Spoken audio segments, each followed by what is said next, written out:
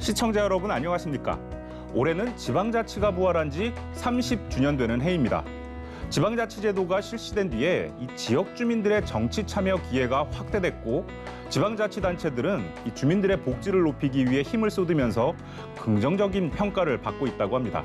자, 그중에서도 2018년 500인 원탁토론회, 또 2019년 시정협치협의회, 2020년 청년 수기예산, 그리고 2021년 공론화위원회까지 이 모두를 최초로 시도한 곳이 있습니다. 바로 광명시인데요. 시민주권이 살아있는 자치 시대를 열어가는 광명시의 박승원 시장을 모셨습니다. 잠시 후에 만나보시죠. 2022년은 광명시 개청 40주년이 되는 해다. 40년 역사를 만들어 온 광명시는 앞으로 40년의 미래를 위해 어떤 정책을 펼치고 있을까? 마을에서의 생활이 강조되는 코로나 시대. 주민 자치와 자치 분권을 확대하기 위한 광명시의 정책이 눈에 띈다. 주민 자치의 해로 지정한 광명시. 이제는 주민총회를 통해 각 동의 지역 현안과 의제를 결정하고 시민이 마을을 변화시켜 나갈 것이다. 또 2021년을 평생학습의 해로 지정한 광명시는 차별 없는 맞춤형 교육과 평생학습을 강화하고 있다. 광명에 들어서게 될 청년센터는 청년들에게 도전의 무대를 제공하고 청년들 스스로가 필요한 정책을 제안하고 만들어갈 수 있도록 돕는다. 광명시는 새롭게 성장하고 있다. 서울 광명고속도로, 현재 진행 중인 광명동 뉴타운과 철산동 재건축 등 광명의 미래 가치를 높일 사업들이 앞으로 5년에서 10년 사이 완공될 것이다. 첨단 교통도시이자 일과 주거가 양립할 수 있는 자족도시 광명. 서남권 최대 거점 도시로 급부상하고 있는 광명의 미래 지도를 그리고 있는 박승원 광명시장을 만나본다. 네, 박승원 시장님 안녕하세요. 네, 안녕하세요. 반갑습니다. 네, 오늘 먼 길 와주셔서 대단히 감사합니다. 네, 초대해 주셔서 고맙습니다. 네, 자, 저희가 수도권에 사시는 분들은 아마 알 텐데 이 광명시 도대체 어디에 있고 어떤 도시인지 시장님께서 직접 소개를 좀 해주시죠. 네, 광명시는 이제 서울과 인접해 있는 수도권 서남부에 있는 인구 30만의 도시입니다.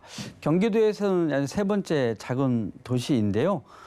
가운데 4개의 산과 또 양쪽에 목감천, 안양천이 흐르는 자연이 살아 숨쉬는 도시이고요.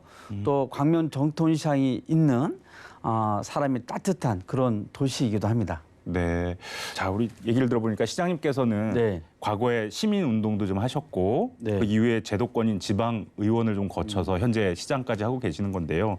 이 도시 변화를 좀 지켜본 소감이 좀 남다를 것 같기도 해요. 좀 네. 어떠십니까? 예, 제가 97년도부터 광명에서 일을 했는데요. 지역에서 뭐 시민운동도 하고 평생학습과 관련된 일도 하고 자원봉사 관련된 일도 하고 여러 가지 일들을 하면서 또 이제 시의원, 도의원 거치면서 일하다 보니까 지역사회가 이렇게 변화하는 과정들을 쭉 지켜봤는데 늘 화두는 2개더라고요. 그러니까 뭔가요? 개발이냐 공동체냐. 근데 과거에는 개발에 대한 주민들의 욕구가 강했는데 요즘은 공동체에 대한 욕구가 훨씬 더 강합니다. 그럼에도 불구하고 최근에는 광명이 뉴타운 재건축 또 상기 신도시 이런 것들이 막 본격적으로 진행이 되다 보니까 그런 시민들의 2가지 욕구들을 잘 겸비하면서 그야말로 따뜻한 경쟁력이 있는 그런 도시 개발 이런 것들을 새롭게 고민하면서 도시가 개발되더라도 그 안에 사람들이 행복하게 살아갈 수 있는 이런 도시 미래를 잘 설계해야 되지 않나 이런 생각들을 많이 하고 있고요.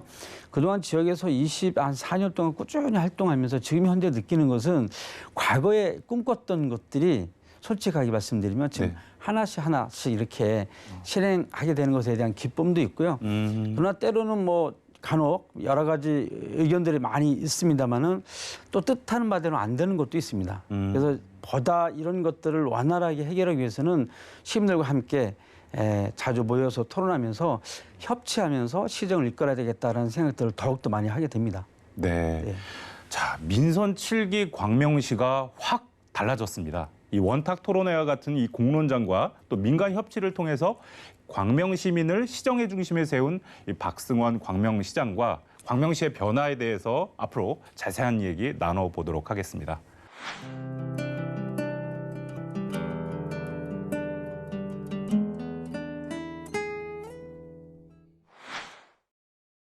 자, 우선 코로나 얘기를 네. 안 하고 넘어갈 수가 없습니다. 네. 뭐 아까도 우리 시장님 말씀하셨지만 뭐 수도권에 있는 도시이기도 하고 네. 또 지하철 1호선, 7호선 네. 그리고 KTX가 있지 않습니까? 네. 그러다 보면 그 인구 이동이 굉장히 많을 것 같아요. 네. 그러려면 이 방역에도 좀 각별히 신경을 쓰실 것 같은데 좀 어떻게 하고 계신가요? 지금은 뭐 전 국민들이 다 아는 것처럼 K 방역이 이제 세계적인 평가를 받고 있지 않습니까? 네. 저는 시민들의 적극적인 참여에 의해서 시민의 힘에 의해서 지금까지 K 방역이 잘 이루어져 왔다고 생각하거든요. 처음에 코로나가 그 확진자가 막 발생할 때 저도 굉장히 두려웠는데 광명시를 끼고 있는 동네가 서울의 구로, 금천, 네. 또 양천, 그리고 경기도에 뭐 안양, 부천, 시흥이 있어요. 네. 근데 이곳에 하나씩 확진자가 다 나오다 보니까 광명시가 포위된 거예요. 그때부터는 잠이 안 오는 거예요. 네. 그러다가 이제 최초로 확진자가 나오니까 정말 힘들었는데 그래서 제가 제일 먼저 한 게 시민안전대책위원회를 만들었어요. 네. 결과적으로는 이 코로나 방역을 하기 위해서는 시민들과 함께 이것을 이겨내는 어떤 하나의 캠페인이 필요하겠다라는 생각이 들더라고요.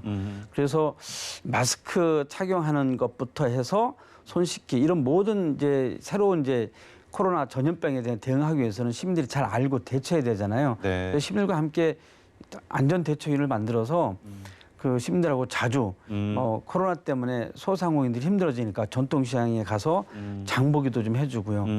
또 같이 방역도 하고 네. 이런 활동들을 함께 하면서 네. 지금까지 어려운 상황을 좀 시민과 함께 이겨내 왔습니다. 네. 자, 그때 좀 굉장히 유효하게 네. 좀 타이밍 맞춰서 방역을 하고 계신 것 같은데요. 네. 제가 듣기에 뭐 경제 방역, 뭐 네. 마음 방역 이런 것도 네. 좀 한다고 들었어요. 이건 네. 좀 어떤 겁니까? 경제 방역은 다른 지방 정부에서도 다 열심히 하고 있잖아요. 그러니까 네. 소상공인들에 대한 생활 안정 자금도 지급하고 임대료도 지급하고 그리고 또 그 착한 임대인들한테는 재산세도 감면하고 이러한 일들은 또 광명시 열심히 하는데 경제 방역하면서 저희가 가장 중심에 뒀던 것은 가장 어려운 층들한테 도움을 줘야 되겠다는 생각들을 늘 했어요. 그래서 휴업 하게 된 그런 네. 데는 이제 휴업보상금도 저희도 지급하고 중앙정부도 지급하지만 저희도 자체로 지급하고 경제방역과 관련해서는 정말 다른 지자체와 뒤떨어지지 않게끔 열심히 했고요. 네. 저희가 마음방역은 네. 참 잘했어요. 그러니까 저희가 잘했다는 평가도 받고 있는데 저희가 이 코로나로 인해서 우울증 환자들이 많아지는 거예요. 네. 그래서 그런 이제 검사 심리 검사를 저희가 무료로 해드렸고 그리고 이 검사 이후에 네. 고위험군이신 분들은 저희가 치료비도 지원을 해드렸거든요. 네. 그리고 상담까지 했어요. 그걸 진행하다 보니까 나중에 시민들이 상담까지 요청하셔서 별도의 상담실 차려서 네. 상담도 해드리고 교육도 하고 지금도 그 일은 꾸준히 하고 있는데 지금 그 전 세계적으로 K 방역은 이미 우수성 인정받았지만 그러나 우리나라가 코로나로 인한 우울감은 또 세계 1위라고 그래요. 네. 그래서 앞으로 저는 지금도 그렇고 코로나 끝난 이후에도 이런 심리 방역은 지속적으로 잘 진행을 해야 될 것 같습니다. 아, 그래 그게 곧 마음 방역이 되는 거고. 예. 네. 뭐 지금 코로나 시대는 이미 왔고 뭐 그 이후 뭐 포스트 코로나 시대를 또 대비해야 된다라는 얘기가 뭐 끊임없이 지금 나오고 있는데 자, 어떤가요? 뭐 이 코로나 때문에 일자리를 잃은 분들도 계실 거고 또 학교 또 못 가서 학습권을 좀 침해당한 우리 어린이들도 있을 거고 네. 자, 이런 부분들은 좀 어떻게 좀 대비하고 계십니까? 지금 코로나 과정을 겪으면서 가장 큰 화두가 돌봄입니다. 근데 실제로 이 그 아이들 돌봐줄 수 있는 어떤 공간이나 사람이 필요하잖아요. 그래서 돌봄센터를 좀 더 확대해야 된다라고 하는 이제 우리 사회적으로 상당히 많은 관심을 갖게 됐고 뭐 제가 알고 있는 바로 유럽에서도 코로나 진행 과정에서 가장 시민들이 많이 모여서 토론하고 논의했던 게 이 돌봄 문제였다고 해요. 그래서 저희들도 지금 이 영역을 좀 확대하려고 노력을 하고 있는데 제가 최근에 입주자 대표 회장님들하고 간담회를 하고 있어요. 네. 근데 요즘은 새로 아파트를 질 때는 돌봄센터를 의무적으로 넣게 돼 있는데 네. 기존 아파트 같은 경우는 제 입주자 대표 회장님들한테 여러분들 공간만 내어주시면 저희가 다 개조해서 돌봄센터를 만들어서 인력 이런 거 다 지원해 저희들이 하겠습니다. 오, 네. 라고 했더니 네. 입주자 대표님들이 예. 좀 저희 한번 해보겠습니다라고 의견을 주거든요. 실제로 그런 이제 공간 확보하는 게 우선이고 거기에 또 자연스럽게 돌봄 교사를 하다 보면 일자리도 창출되지 아, 그러네요. 않겠습니까? 그런 일들을 하는 것이 제일 중요하고 야. 그런 공공 일자리 자리를 저희들 많이 준비를 좀 하고 있습니다. 네.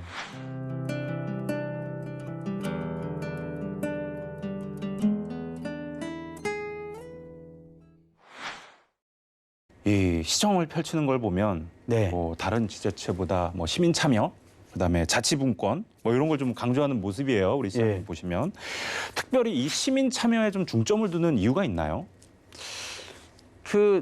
우리는 늘 시민이 주인이라고 얘기하잖아요. 그러나 이 정치와 행정 또는 정책에 있어서 얼마만큼 시민을 중심에 세웠는지 한번 성찰해 볼 필요가 있겠다 이렇게 생각을 해봤고요. 네. 그리고 실제로 제가 기존에 지방위원을 했었잖아요. 지방위원을 하면서 늘 정책 중심의 의정 활동을 해왔었거든요. 네. 정책 안에 사람이 있고 그리고 그리고 정책 안에 우리의 모든 공공의 이익들이 있는 거거든요. 그래서 이것을 시민들과 함께하면 적어도 덜 실패하겠구나라는 생각을 했어요. 네. 그래서 시민들을 정말 행정의 중심에 두고 시민들이 정책 설계 과정에 참여할 수 있도록 하자라는 생각을 가지고 아까 사회자님 말씀하셨던 것처럼 500여 원탁 토론회도 매년 진행했고요. 각종 위원회에 그냥 뭐 이렇게 명망성 있거나 전문가들만 와 있는 것이 아니라 평범한 시민들이 참여하는. 그래서 노인위원회, 뭐 여성위원회, 청년위원회, 일자리위원회가 저희가 대략 한 50명씩 다 구성이 돼 있는데 네. 다 평범한 시민들이세요. 노인위원회도 지금 3개 분과로 나눠서 논의하고 있는데 네. 그분들 열심히 토론을 하고 있어요, 지금. 그래서 내년도 어르신들에 대한 노인 정책에 관한 부분들은 어르신이 내놓은 것들을 그대로 반영할 테니까 네. 충분히 논의해서요라고 했더니 요즘 열심히 토론하고 있어요. 우리 22년 전에 이 네. 광명시가 평생 학습 도시란 거를 최초로 선언을 했었어요. 네. 그 자리에 마침 시장님이 계셨다는데 네. 이 광명시가 추구하는 이 평생 학습 이게 뭔가요? 네. 죽을 때까지 공부해라 이건가요? 네. 아니 우리 인간은 태어나서 죽을 때까지 생애에 걸쳐서 학습을 하잖아요. 그렇죠. 고등학교만 졸업하고 공부를 안 하는 것이 아니라 네. 새로운 뭐 일자리를 창업하기 위해서도 직업전을 하기 위해서도 또 아이가 나면 또 아이 양육을 해서 공부를 하잖아요. 우리 그렇죠. 정말 평생도록 공부를 하는데 그런 그 생애에 걸쳐서 평생 학습할 수 있는 그런 이제 시스템 체계를 만들자라고 해서 시작을 했는데 1999년 3월 9일 날 대한민국 최초는 광명시 평생학습 도시선언을 했거든요. 센터도 만들고 네. 그때 이제 제가 그 일을 했어요. 예, 사무국장을 맡아서 그 일을 하고 4년 동안 그 업무를 실제로 제가 다 했었는데 지금 다시 한번 우리가 이 온 국민이 평생학습 사회를 만들어가는 일을 함께 동참하고 실행해야 할 때라고 생각합니다. 잘 아시는 것처럼 포스트 코로나 많이 이야기하잖아요. 네. 새로운 시대가 도래하고 있고 네. 특히 뭐 뉴딜, 네. 기후 위기 이런 상황 속에서 아니 CO2부터 다시 공부해야죠. 탄소 중립을 하려면 왜 탄소 중립을 해야 하는지 어떻게 그것을 탄소를 줄여 나가는지 이런 네. 거에 대한 교육 학습부터 다시 해나가고 거기에 일자리도 있고 거기에 경제, 먹거리, 산업이 있다라고 하는 것에 대해서 함께 공유한다면 우리 삶도 미래에 대한 어떤 비전과 설계도 달라지지 않겠어요? 그러니까 그렇게 준비할 수 있는 체계를 마련해야 한다고 생각하고요. 그래서는 이거는 광명시뿐만 아니라 모든 지방 정부가 현재 관심을 가지고 하고 있고 저희가 조금 더 한 발 더 앞서서 준비하는 그 정도 차이만 있을 뿐이지 모든 시민과 국민이 함께 해야 할 하나의 과제라고 생각합니다. 네. 좀 말씀하신 대로 좀 광명시가 올해를 평생 학습의 해로 정했다고 얘기를 들었어요. 네, 뭐 예. 추진단까지 구성을 했다는데 구체적으로 좀 어떤 활동들을 하시나요? 이 추진단에서는? 그 평생학습 활동을 좀 더 이제 활성화하고 네. 그리고 뭔가 좀 이렇게 그 프로그램의 질을 높여나가고 누구나 학습할 수 있는 체계를 만들어가기 위해서 그렇게 하려면 다양한 의견을 좀 들어야 되잖아요. 네. 그래서 평생학습 욕구조사도 다시 하고 이런 것들을 잘 추진하기 위한 추진단도 좀 만들고 그렇게 했습니다. 그렇게 해서 저희가 올해 가장 큰 의제, 목표로 삼은 것이 평생학습 장학금제이거든요. 네. 그래서 그 평생학습 장학금제 실현을 위해서 네. 공론화위원회에서 네. 공론단 80명을 구성해가지고 지금도 그 논의를 좀 하고 있습니다. 자, 제가 듣기로 또 2019년에 이 청년 친화도시 평가에서 네. 이 청년 정책 부문 대상에 선정이 됐고 네. 이후부터 좀 오관왕을 하셨다고 얘기를 들었어요. 네. 자, 어쨌든 도시가 좀 활기 넘치고 젊어지려면 청년층 유입이 뭐 우리 신혼부부라든가 좀 많이 들어와야 될 텐데 자, 이런 젊은 층이 살고 싶은 도시를 위한 좀 보관이 있으신가요? 그렇게 하려면 이 청년층들이 살아갈 수 있는 주거와 일자리가 제일 중요한 거죠. 그렇죠. 실은 주거와 그게 제일 일자리가 필요한데 네. 그러니까 실제로 지금 청년층들이 주거를 마련하기 굉장히 힘든 구조잖아요. 이 뭐 네. 부동산 문제 때문에 뭐 잘 아시죠? 전국이 네. 너무나 집값 너무 비싸요 지금. 큰 이슈가 되어버렸는데 네. 이 청년 주거의 문제 그리고 청년의 일자리 문제 이것이 필요한 거잖아요. 그래서 그것을 잘 이제 지방 정부가 준비하는 것들이 필요한데 그동안 모든 것을 중앙 정부가 다 책임지고 해왔잖아요. 네. 그래서 지방 정부도 독립적인 어떤 정책과 예산을 가지고 해야 된다고 생각을 좀 하고 있고요.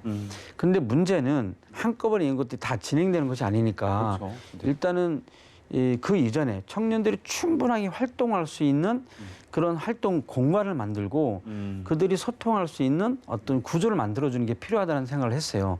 그래서 처음에 취임하고 청년들하고 한번 대화하는 시간을 가졌어요. 네. 어떻게 했으면 좋겠냐라고 물어봤더니 일단 저희들이 좀 신나게 대화할 수 있는 좀 장을 마련해 주세요. 그래서 청년위원회 50명을 구성을 했어요. 네. 거기서 30명은 일반 청년들 각계각층에서 모았고요. 나머지 이제 20명은 전문가와 이제 이런 분들 중심으로 해서 같이 함께 했는데 정말 자주 토론을 했어요. 토론을 하다 보니까 거기서 굉장히 의견이 많이 나왔고요. 네. 그래서 작년에는 50억의 예산을 가지고 한번 예산을 세워봤으면 좋겠습니다라고 네. 했더니 실제로 자기들이 노론해서 네. 토론해서 네. 52억의 예산을 세워줬어요. 네. 그대로 100%. 뭘 좀 하길 원했던가요, 청년들은? 그래서 지금 현재 저희 진행하고 있는 것이 네. 청년 신혼부부 전월세, 전세 월세 이자 역시 지원. 집이군요. 네, 전세 월세 이자 지원 사업을 이제 하고 있는데 뭐 최대 72만 원까지 3년간 지원하는 걸로 네. 그건 현재 신청을 좀 받고 있고요. 가장 크게 많이 오고는 주택 문제였어요. 청년 네. 주택. 그렇죠. 근데 광명은 이제 다행히 3기 신도시도 있고 네. 또 이제 광명 시흥 테크노밸리 공공주택 23만 평 들어오는 게 있어요. 예, 그런 계획도 좀 있고 또 한 이 공공주택지구에 18만 평 계획도 있고 네. 이런 계획들이 있어서 그게 신혼 희망타운 네. 청년주택 이런 것들이 많이 이제 계획이 좀 돼 있어요. 장기적으로는 그렇게 되어 있고 네. 단기적으로는 전월세 이자 지원 사업이 있고요. 그리고 청년들이 활동할 수 있는 공간이 필요하다고 해서 청년센터 그리고 예술 창작소 좀 리모델링 하고 있는데요. 7월 달에는 이제 끝날 것 같습니다. 네. 네. 그런 것들이 다 저 혼자만의 생각이 아니라 청년들의 생각을 그대로 다 받아서 진행한 겁니다. 그래서 저는 모든 영역에 있어서 청년들이 참여할 수 있는 구조를 만들어준 거 이게 저는 첫 번째라고 생각해요. 네. 네.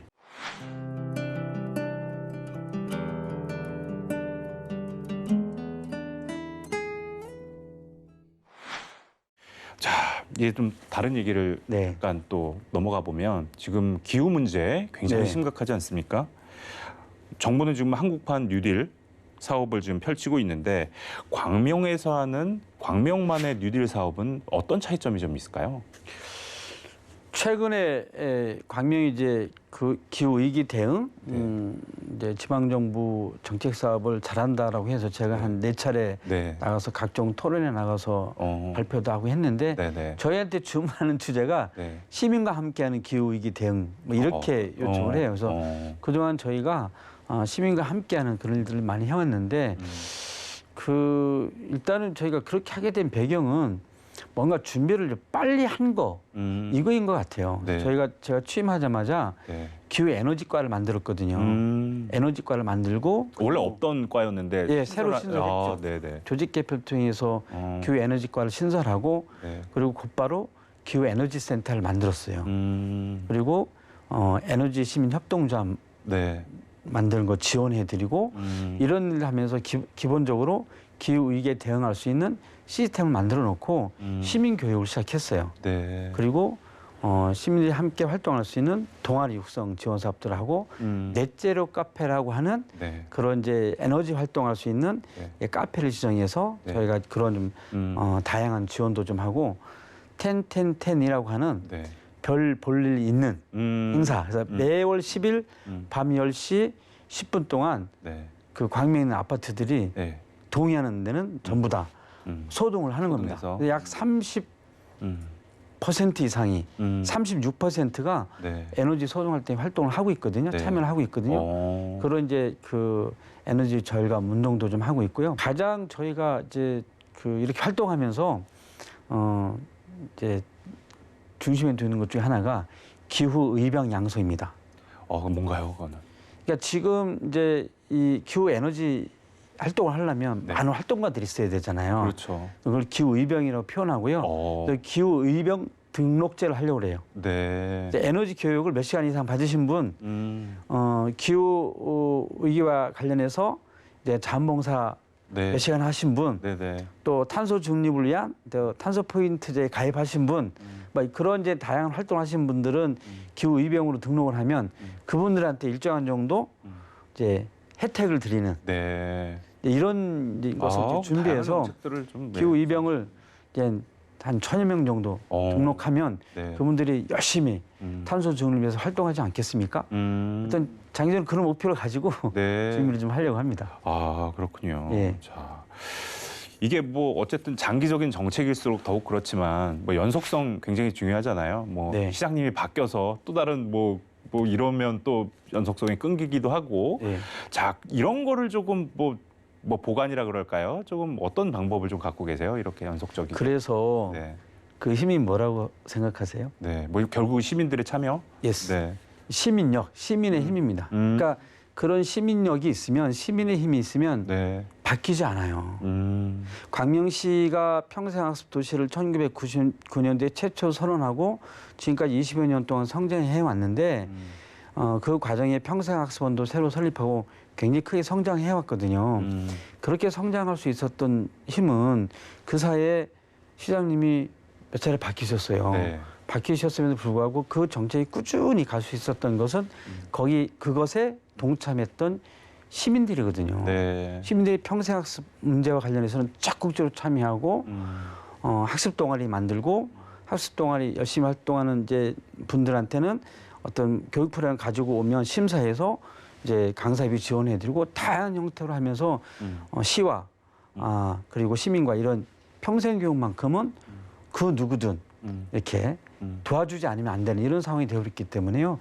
절대로 그와 반대되는 정책을 필 수 없게 된 거잖아요. 저는 그것은 네. 공직자의 지속적인 훈련, 지속적인 노력도 필요하지만 시민들께서 하나의 시민 중심의 하나의 정책을 만들어 놓고 가면요. 네. 절대로 바뀌지 않습니다. 네.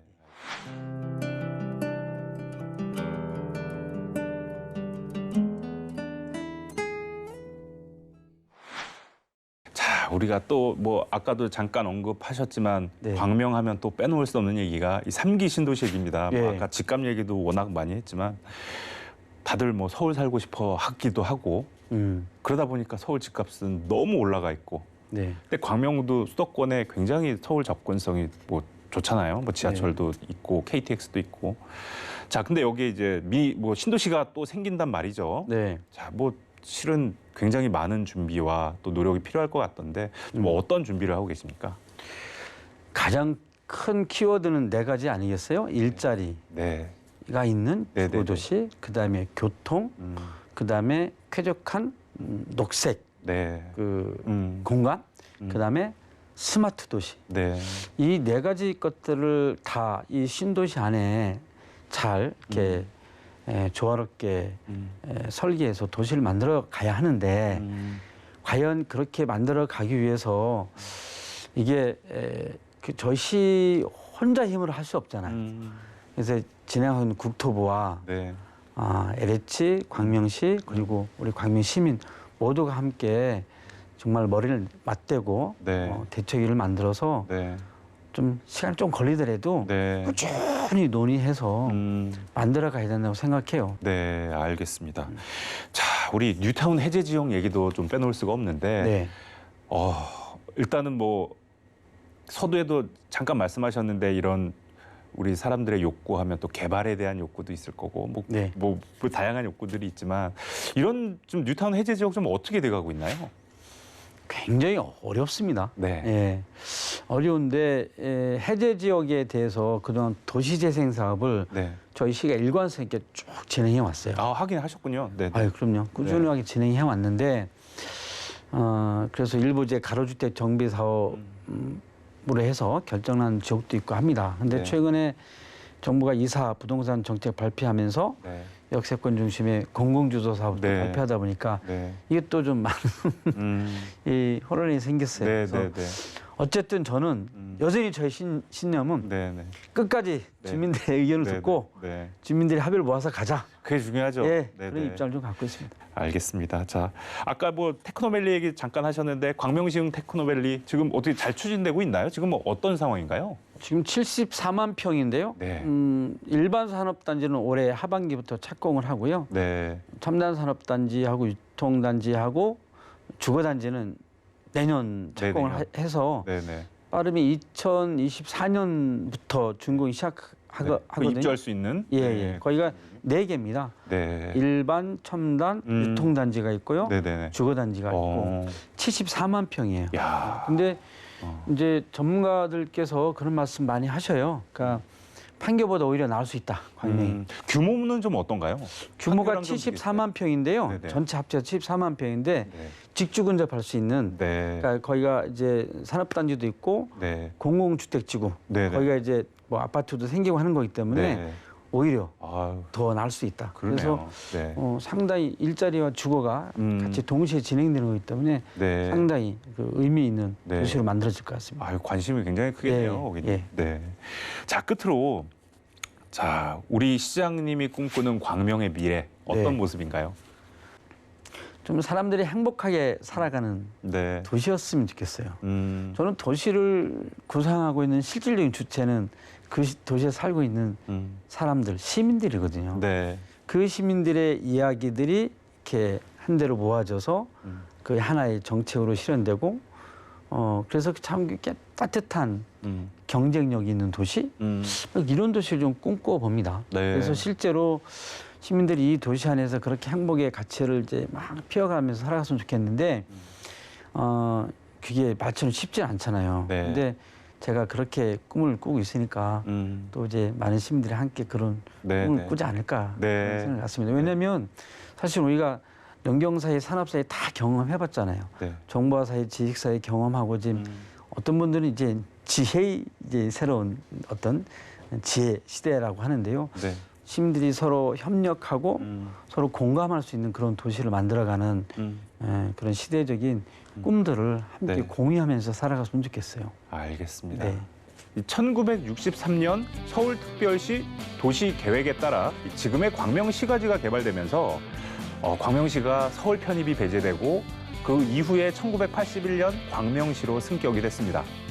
아마도 당시 광명시 주민들의 실망이 상당히 컸을 것 같은데요. 하지만 광명시가 생겨난 지금 수십 년밖에 안 된 지금은 이 광명은 수도권 서남부의 발전을 견인하는 서남권 거점 도시로 우뚝 섰습니다. 시민과 행정이 서로 협력해서 정책 입안부터 집행, 평가까지 모든 과정에 시민 참여 기반을 조성한 이 광명시가 앞으로 지역 개발을 통해서 어떤 광명을 맞이할지 기대됩니다. 그럼 다음 시간에 찾아뵙겠습니다. 감사합니다.